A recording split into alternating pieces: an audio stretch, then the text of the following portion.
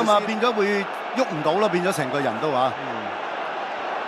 咁所以都係一下犯規先啊嚇。周元德如果講喺麥加拉陣中，佢最有名氣嘅一個球員啊，級數啦、大賽經驗啦，都係零舍不同嘅。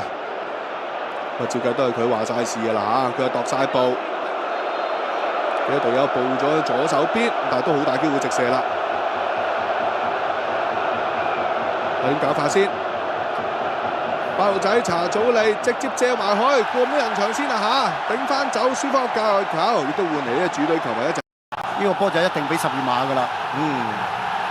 咁呢個就好大件事啊！卡斯侵犯法蘭道輸12碼，由今日藍獎隊長臂章嘅安永佳操刀得手啊！36分鐘，主場之利嘅港隊1-0領先啊嚇！亦都咧就安永佳人生第12個咧就大港腳嘅入球嚟嘅。相當 happy。如果單計呢一 round 啦，第3圈嘅亞洲區外圍賽就第1球波開齋波嚟嘅啫，都幾有信心啊！咁而孟加拉咧就打到最後嘅時間咧，有一個嘅叫做合作嘅埋門啦。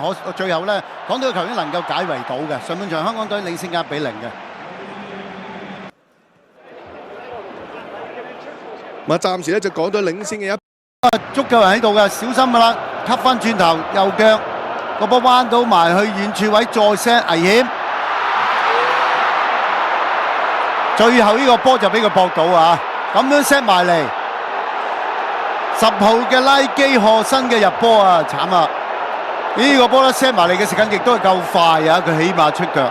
好啦，1-1重新嚟過啦嚇，拉基賀新嘅入球協助作嘅孟加拉追成1-1平手先。咁但係孟加拉球員就非常之興奮啊嚇！11個打10個之下，亦都把握到一次機會。其實成場拉基賀新黃金餐市又唔係太多。再睇多次啊！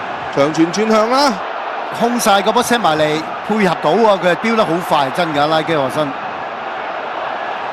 咪先係法希馬左擺右擺，擺脫咗艾華頓，送長傳呢邊伊斯林 set 到埋嚟，然之後插埋去，搶快一步先啊！拉基賀新呢個波都夠快嘅嚇 set 埋嚟。